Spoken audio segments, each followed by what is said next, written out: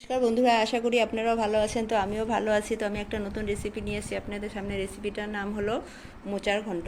তো মোচার ঘন্টটা কিভাবে বানাবো আপনারা দেখুন। তো বন্ধুরা, আমি এখন মোচাটা বেছে নিব।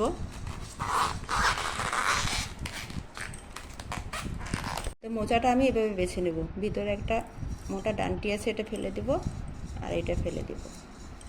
এভাবে আমি সবকটা বেছে নেব। তো বন্ধুরা, আমি মোচাটা বেছে নিয়েছি। আমি লবণ হলুদ দিয়ে এখন মোচাটা একটু ভাপ দিয়ে নেব।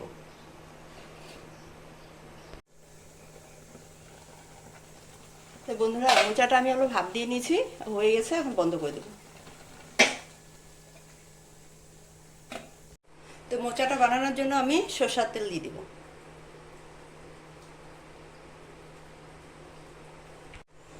তেজপাতা, গোটা গরম মশলা, গোটা জিরা,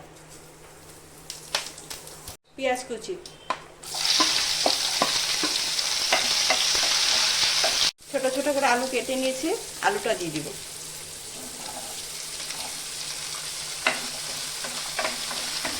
আমি একটু আলুটা ভেজে নেব। তো মোচাটা আমি সিদ্ধ করে নিয়েছিলাম, এখন আমি একটু বেটে নেব। বন্ধুরা, আমি মোচাটা আমি বেটে নিয়েছিলাম। আলু পেঁয়াজটা একটু ভাজা হয়ে গেছে, আমি এখন মশলাটা দিয়ে দিব।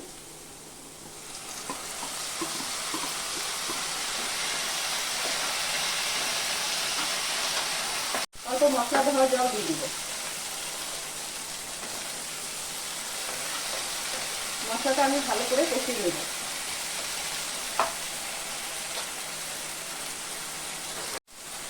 পরিমাণ মতন হলুদ দিয়ে দিব,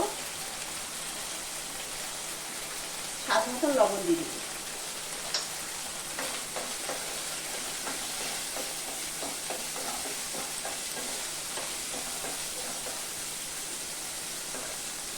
মশলাটা খুব সুন্দর কষানো হয়ে গেছে, আমি এখন মোচাটা দিয়ে দিব।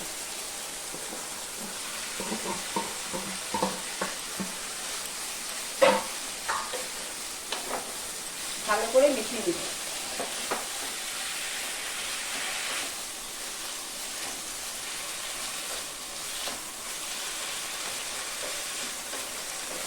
গ্যাসটা কম করে আমি 5 মিনিট ঢেকে দিব।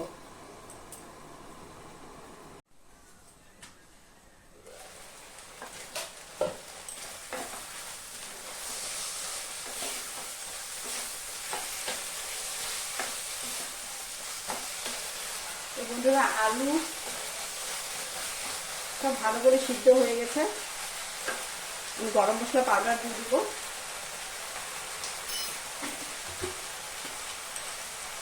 অল্প চিনি দিয়ে দিব।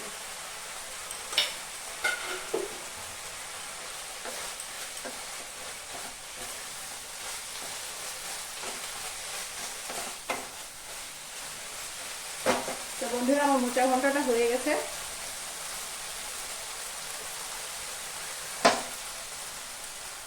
তো বন্ধুরা, মোচা ঘন্টটা আপনাদের কীরকম লেগেছে আপনারা কমেন্ট করে জানাবেন। আর মোচা ঘন্টটার মধ্যে আপনারা একটু রসুনও দিতে পারবেন। আমি রসুনটা দিইনি, কিন্তু এই রসুনটা দিলে পুরো মাংসের মতন লাগবে খেতে। তা আপনাদের রেসিপিটা কীরকম লেগেছে আপনারা কমেন্ট করে জানাবেন, আর আমার চ্যানেলটা সাবস্ক্রাইব করবেন।